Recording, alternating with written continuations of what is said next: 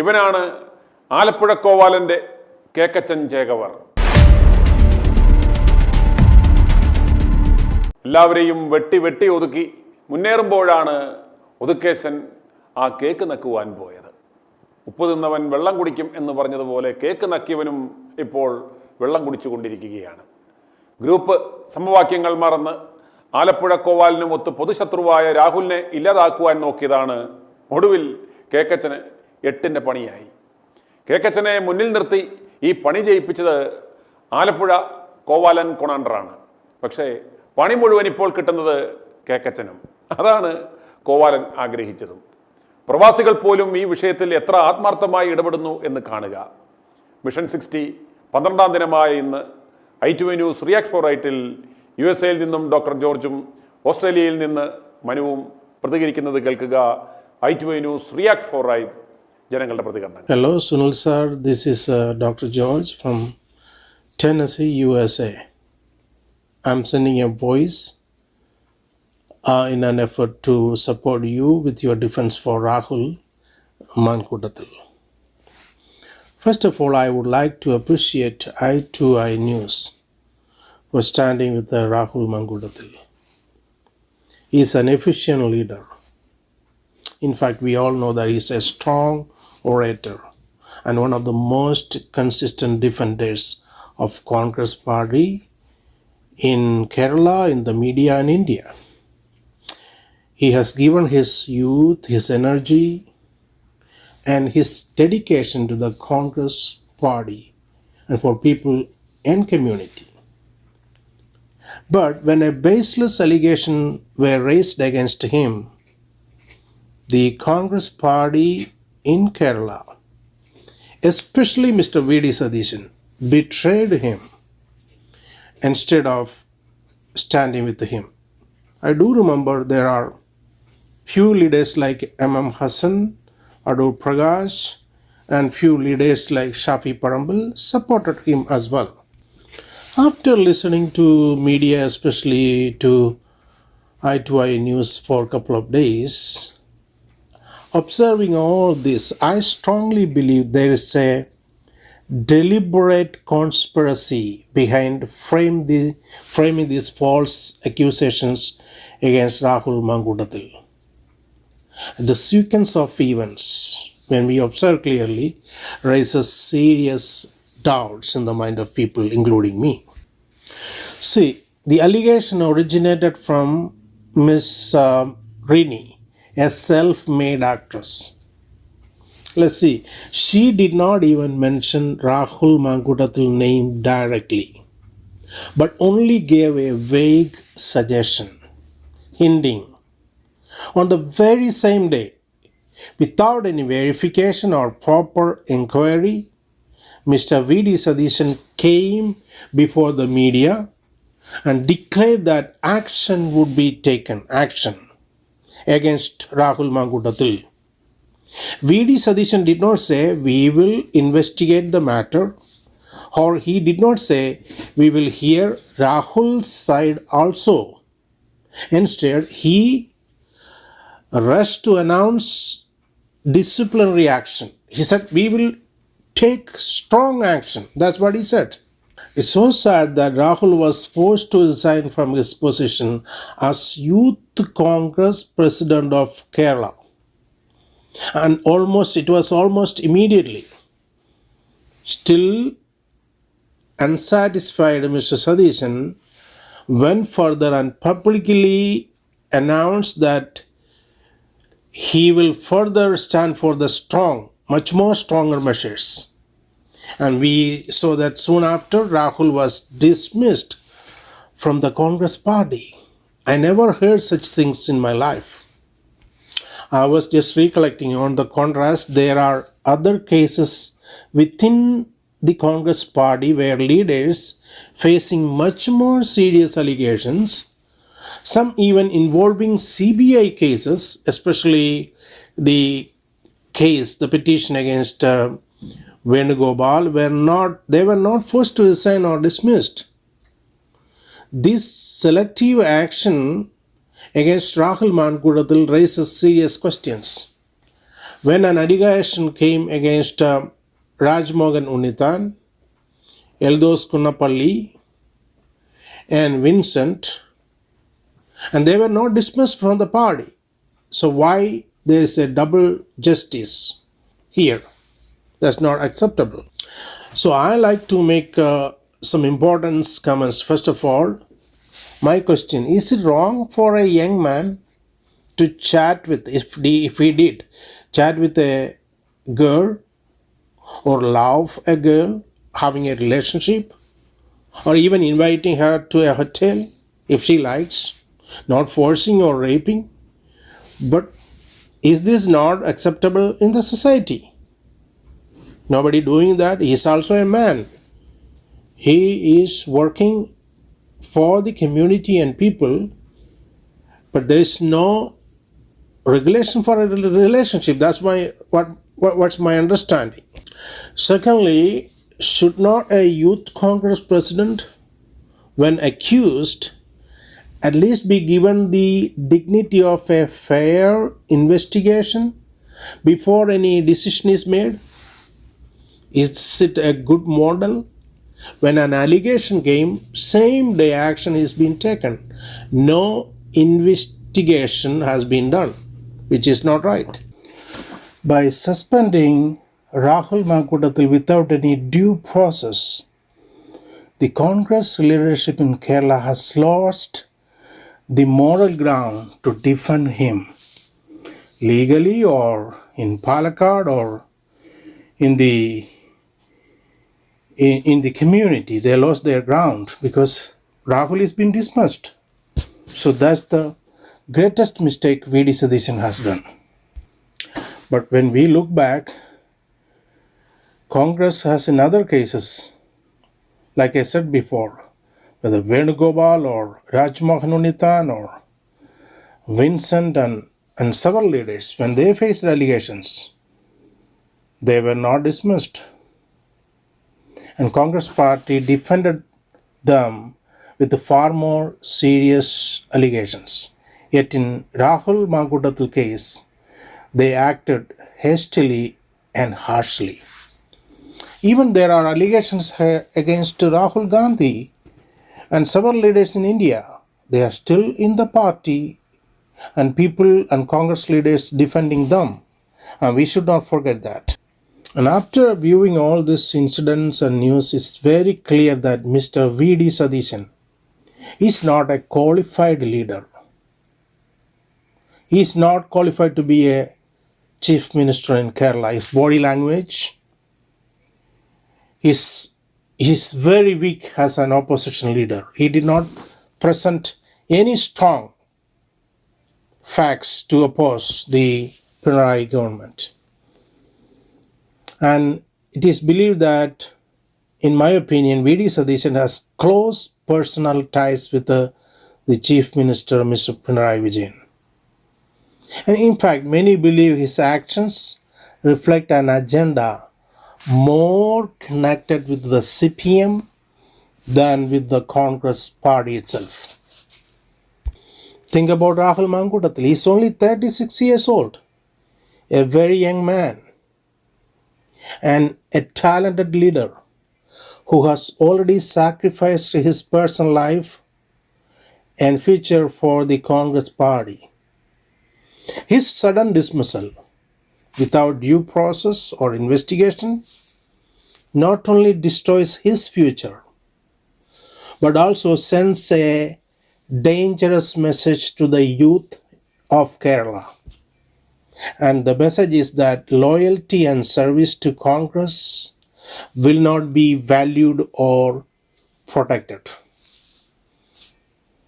In fact, this situation painfully reminds me of the crucifixion of Jesus Christ at the age of 33 and a half. Rahul Mankutathil is at 36. And he in fact lost his father and his mother left alone. He has devoted his life to the Congress, yet at the moment of his greatest trial, he was not supported. If you go on See Facebook followers. Rahul Mankudathil has more followers than Mr. V.D. Sadishan. I think V.D. Sadishan on Facebook has something like 500,000 or less than 500,000. But Rahul Mankudathil has more than 500,000, 5 lakhs. Shafi Parambil has 1 million, more than 1 million followers.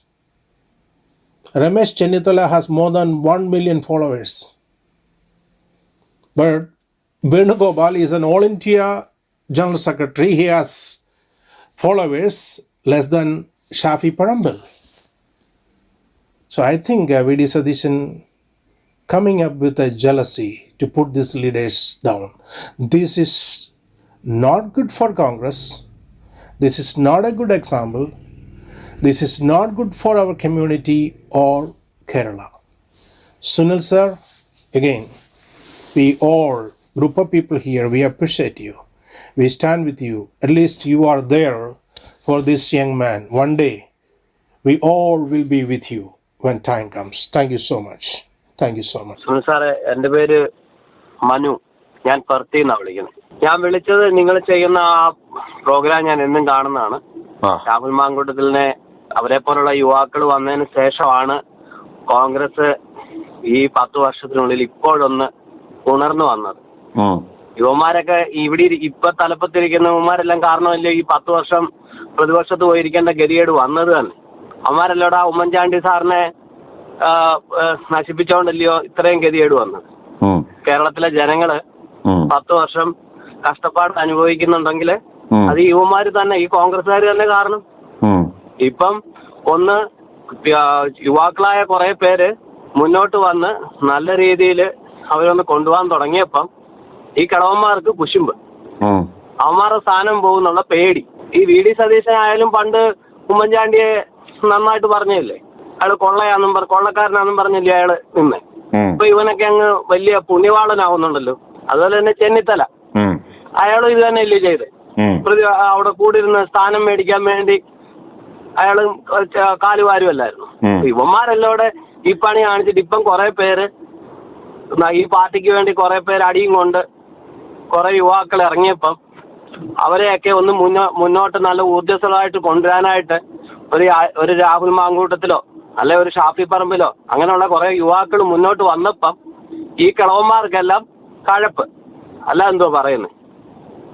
എന്തോ പറയണ്ടേ ഇവന്മാർ എന്തോ ഇവന്മാരെയൊക്കെ ചെയ്യുന്നത്. ഇപ്പൊ ഏറ്റവും കൂടുതൽ സഹിക്കാൻ വയ്യാത്ത നാട്ടിലെ വാർത്ത, ഒരു കാരണവശാലും നാട്ടിലെ മെയിൻ സ്ട്രീമിൽ വരുന്ന വാർത്ത വിശ്വസിക്കാൻ കൊള്ളത്തില്ലെന്ന് ശരിക്കും മനസ്സിലായി. കാരണം 1% പോലും സത്യസന്ധത ഇല്ലാത്ത വാർത്തയാണ് ഇവന്മാർ കൊടുക്കുന്നത്. ഓക്കെ, അവൻ തെറ്റ് ചെയ്തിട്ടുണ്ടെങ്കിൽ അതിന്റെ ശിക്ഷ അവൻ അനുഭവിക്കണം. അതിനോടൊന്നും നമുക്ക് എതിർപ്പില്ല. പക്ഷേ ഇവന്മാര് കൊടുക്കുന്ന വാർത്ത എന്ന് പറയുന്നുണ്ടല്ലോ, അവിടുന്ന് ഇവിടുന്നും ഓരോന്ന് ക്രിയേറ്റ് ചെയ്ത് കൊടുക്കുന്ന വാർത്ത എന്ന് പറയുന്നത് ഏറ്റവും സഹിക്കാൻ വയ്യാത്തത്. ആദ്യം ജനങ്ങൾ ചെയ്യേണ്ട ഫസ്റ്റ് ഓഫ് ഓൾ ഈ മാധ്യമങ്ങളെ തലി അടപ്പിക്കണം. അതാണ് എല്ലാം ചെയ്യേണ്ടത്. എന്തോ നേരോടെ നിർഭയം, ഇവനൊക്കെ എന്ത് നേരോടെ നിർഭയം സത്യസന്ധതയാ പറയുന്നത്. ഒരു മരമുറി ചാനൽ അവനങ്ങ് ഒരുത്തം വന്നിരുന്നങ്ങ് തള്ളുക. അവൻ കൊള്ളക്കാരനാണ്. നാട്ടിലെ ജനങ്ങൾക്ക് നല്ല വാർത്ത കൊടുക്കാനായിട്ട്, സത്യസന്ധമായ വാർത്ത കൊടുക്കാനായിട്ട് കൊള്ളക്കാരനാണ് നടത്തുന്നത്. എന്ത് ഗതികേടെന്ന് പറയുന്നത്, കേരളത്തിന്റെ ഗതികേട്. ഇതിലും വലിയ ഗതികേടെന്ത്? ആ വാർത്തയൊക്കെ കണ്ടാണ് ജനങ്ങൾ ഇതെല്ലാം വിശ്വസിച്ച് മുന്നോട്ട് വരേണ്ടത്. ഇതിലും വലിയ ഇത്രയും 1 വർഷത്തിന് മുമ്പ് വലിയൊരു പ്രയാസത്തൂടെ കേരള ജനത പോയപ്പം ആ മുഖ്യമന്ത്രിയുടെ ദുരിതാശ്വാസ ഫണ്ടിലേക്ക് അയാൾ കട്ട് തിന്നൂന്ന് ഉറപ്പായിട്ട് പോലും ജനങ്ങൾ എങ്ങനെയും അതിന്റെ ഒരു പകുതി പൈസയെങ്കിലും ആ കഷ്ടപ്പെടുന്നവർക്ക് കിട്ടട്ടെന്ന് വിചാരിച്ച് അയാളുടെ അക്കൗണ്ടിലോട്ട് ഇത്രയും പൈസ ഇട്ട് കൊടുത്തിട്ട് 1 രൂപ അയാൾക്ക് മര്യാദക്ക് ചെലവാക്കാൻ വയ്യ. അത് ചോദിക്കാൻ ഇവിടുത്തെ ഒരു മാധ്യമവും ഇല്ല, ഒരു പ്രതിപക്ഷവും ഇല്ല, ഒന്നുമില്ല. ഇവിടുത്തെ മാധ്യമങ്ങൾക്ക് പോലും ഇവനോട് പ്രശ്നമാണ്. കാരണം ഇവർ ചോദിച്ചുകൊണ്ട് വരുന്ന ചോദ്യങ്ങൾക്ക് ഇവൻ കറക്റ്റായി, ഇവന്മാര് തിരിച്ച് ചോദിക്കാൻ പറ്റാത്ത രീതിയിൽ കറക്റ്റായിട്ട് ആൻസർ കൊടുക്കും. അതാണ് ഇവന്മാരുടെയൊക്കെ പ്രശ്നം. കാരണം ഒരു ഉദാഹരണം പറയാം, ഇതിന്റെ വയനാട്ടിലെ വിഷയങ്ങൾ തന്നെ അവിടുത്തെ യൂത്ത് കോൺഗ്രസിന് കിട്ടിയ ഫണ്ട് ഇവൻ എടുത്ത് തിന്നെന്നും പറഞ്ഞ് ഇവിടുത്തെ മാധ്യമങ്ങളെല്ലാം അടിച്ചിറക്കി. അവൻ സ്റ്റേറ്റ്മെന്റ് ഉൾപ്പെടെ അങ്ങോട്ട് ഇട്ടു കൊടുത്തപ്പോ ഇവന്റെ എല്ലാം വായടഞ്ഞു. അപ്പൊ അതാണ് ഇവന്മാർക്കെല്ലാം പ്രശ്നം എന്ന് പറയുന്നത്, ഇവനെ ഒതുക്കുക എന്നുള്ളതാണ്. കാരണം അല്ലെങ്കിൽ ഇവിടെ കൊടുക്കുന്ന കള്ള വാർത്ത ഇവൻ പൊളിച്ചെടുക്കും. അതാണ് ഇവിടുത്തെ മെയിൻ പ്രശ്നം. പിന്നെ കുറെ എണ്ണം ഇവരെ പോലുള്ളവരെ കയറി വന്ന ഒതുങ്ങണമെന്നുള്ള ആഗ്രഹിക്കുന്ന വേറെ കുറെ ടീമുകൾ. ഇവരെല്ലാരും കൂടി ഈ അജണ്ട ഉള്ളവന്മാരെല്ലാരും കൂടെ ഒത്തുകൂടി ഒരുത്തനെ ക്രൂശിച്ച് ഒരുത്തനെ മൂലക്കാക്കി. എന്നിട്ടാ ഇനി ഇവനെല്ലാം ഭരിക്കാനായിട്ട് കയറി വരുന്നത്. ഇവനെ എല്ലാം തോപ്പിക്കണം. ഒരെണ്ണം യുവാക്കളല്ലാതെ ഇവന്മാരെങ്ങാനും ജയിച്ചാല് കേരള ജനത രക്ഷപ്പെടില്ല. ഇനിയും രക്ഷപ്പെടില്ല. ഇത്രയും 10 വർഷം അനുഭവിച്ചത് പോരാങ്കിൽ ജനങ്ങൾക്ക് രക്ഷപ്പെടണമെന്ന് കേരള ജനതയ്ക്ക്. എന്തുകൊണ്ട് ഞങ്ങളെ പോലുള്ളവർ മറ്റു രാജ്യങ്ങളിൽ പോകുന്നു? എത്രയോ യുവാക്കൾ ഈ ദേശത്ത് പഠിക്കാൻ വരുന്നു. നമ്മൾ ഡെയിലി കാണുന്നതാണ് എന്തുമാത്രം യുവാക്കൾ ഈ ദേശത്ത് പഠിക്കാൻ വരുന്നു. ഇപ്പോഴും ഇവിടെ കഷ്ടപ്പാടാണ്. മറ്റ് യൂറോപ്യൻ രാജ്യങ്ങളിലായാലും എല്ലായിടവും പോകുന്നുണ്ട്. അവർ കഷ്ടപ്പെട്ടായാലും പഠിക്കണം. നാട്ടിൽ നിൽക്കാതെ എന്തുകൊണ്ട് പോകുന്നു? അതൊന്നും ഈ തെണ്ടികൾക്കൊന്നും അന്വേഷിക്കണ്ടായല്ലോ. നമ്മളെ സത്യം പറയാമല്ലോ, നിങ്ങളെപ്പോലുള്ള ചില മാധ്യമ പ്രവർത്തകരും ചിലരും സത്യസന്ധമായി ഇത് വിളിച്ചു പറഞ്ഞതും കൊണ്ട് മാത്രം ഓക്കെ അവൻ തെറ്റ് ചെയ്തിട്ടുണ്ട്. ഇപ്പോഴും ഞാൻ പറയുന്നു, അവൻ ഇപ്പൊ ഏതെങ്കിലും ഒരു അവരുടെ രണ്ടുപേരുടെയും കൺസേൺ ആയിരിക്കുമല്ലോ ഇവര് എന്തെങ്കിലും റിലേഷൻഷിപ്പിലായത്. അവൻ പീഡിപ്പിച്ചൊന്നുമില്ലല്ലോ. ഓക്കെ, അങ്ങനെ എന്ത് തെറ്റാണോ അത്? അവൻ ചെറുപ്പക്കാരൻ പയ്യൻ, അവന്റെ ശരീരത്തൂടെ പോകുന്ന എന്തോ ബ്ലഡ് അല്ലയോ, അത് വേറെ എന്തോലോ ആണ്. ഇപ്പൊ നിങ്ങളെപ്പോലുള്ള വിദേശ മലയാളികളുടെ ഒരു ആഗ്രഹം എന്താ? ഈ രാഹുൽ മാങ്കൂട്ടത്തിൽ വിഷുവില് എന്താണ് നിങ്ങൾ എക്സ്പെക്ട് ചെയ്യുന്നത്? നമ്മുടെ ആവശ്യം എന്താ? എത്രയും പെട്ടെന്ന് അവൻ പുറത്തു വന്ന് അവൻ തെറ്റ് ചെയ്തിട്ടുണ്ടെങ്കിൽ എനിക്ക് പറ്റിയ തെറ്റ് ഇതാണ് പറഞ്ഞിട്ട് അവൻ വെളിയിലിറങ്ങി ആൾക്കാരുമായിട്ട് ഇത് ചെയ്ത് അവൻ പാലക്കാട്ട് ഇത് ചെയ്യണം. അടുത്ത പ്രാവശ്യം സീറ്റ് കൊടുത്തില്ലെങ്കിൽ ഈ കോൺഗ്രസിലെ ഒറ്റ ഒരെണ്ണം ജയിക്കരുത്.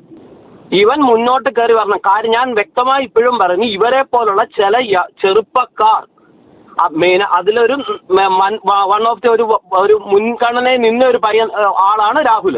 അതുകൊണ്ടാണ് രാഹുലിന്റെ പേര് പറയുന്നത്. ഇവരെ പോലുള്ള ചെറുപ്പക്കാർ വന്നതിന് ശേഷമാണ് കോൺഗ്രസിന് കേരളത്തിൽ ഇപ്പോൾ ഒരു മുൻഗണന വന്നത്. അല്ലാതെ ഈ പറയുന്ന സതീശന്റെയും ചെന്നിത്തലയുടെയും മിടുക്കും കൊണ്ടല്ല. അവരെ ഒരു കാലത്ത് കുറച്ചെങ്കിലും സപ്പോർട്ട് ചെയ്ത് അവരെ ഒന്ന് സപ്പോർട്ട് ചെയ്ത് ഈ യുവാക്കൾക്ക് ഒരു സപ്പോർട്ട് കൊടുത്തോണ്ടിരുന്നത് ആ പഴയ KPCC പ്രസിഡന്റ് ആയിരുന്നു. അയാളെ ഒതുക്കി. സതീശന്റെ കളി നടക്കത്തില്ലെന്ന് പറഞ്ഞപ്പോൾ അയാളെ ഒതുക്കി. കാരണം ഈ ചെറുപ്പക്കാർക്ക് അവർ മുന്നോട്ട് വരുമ്പോൾ അവർക്കൊരാവശ്യങ്ങൾ വരുമ്പോൾ അവരെ കൂടെ സപ്പോർട്ട് ചെയ്യാൻ ഒരു നല്ലൊരു ലീഡർഷിപ്പ് ഇല്ലെങ്കിൽ എങ്ങനെ അവർ മുന്നോട്ട് വരും? ഞങ്ങളൊക്കെ പഠിക്കുന്ന കാലത്തും എന്തുകൊണ്ട് ചെറുപ്പക്കാര് മറ്റു പാർട്ടികളിൽ KSUവിന് അനുകൂലമായിട്ട് അല്ലാതെ മറ്റു പാർട്ടികളിൽ പോകുന്നതിന്റെ മെയിൻ ആയിട്ടുള്ള കാര്യം ഇത് തന്നെയാണ്. ഇവന്മാര് അടിയും ഇടും കൊള്ളുമ്പോൾ ഇവന്മാർ ഓടിക്കളയും. ഇവന്മാരുടെ ലീഡർഷിപ്പിലുള്ളവർ കതറ് വിട്ട് ചുളുങ്ങാതെ അവന്മാർക്ക് നടക്കാനേ അറിയത്തുള്ളൂ. മറ്റുള്ള പാർട്ടിയിൽ നിൽക്കുന്നവർക്ക് എന്തെങ്കിലും ഒരു പ്രശ്നം വന്നു കഴിഞ്ഞാൽ ആ പിള്ളേരെ സേവ് ചെയ്യാൻ അവരുടെ ലീഡർഷിപ്പിൽ നിൽക്കുന്നവർ മുന്നോട്ട് വരും.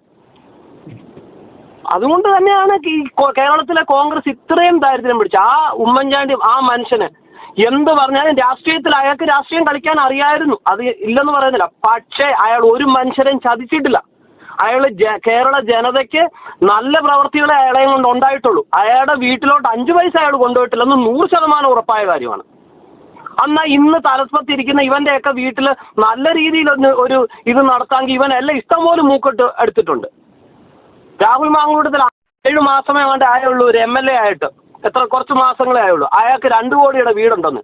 അവന്റെ അമ്മയ്ക്ക് പെൻഷനുണ്ട്. അവന്റെ വീട്ടിൽ അത്യാവശ്യം സാമ്പത്തികമായിട്ട് അവൻ അത്യാവശ്യം നല്ല രീതിയിൽ നിൽക്കുന്ന ഒരു ഫാമിലിയാണ്.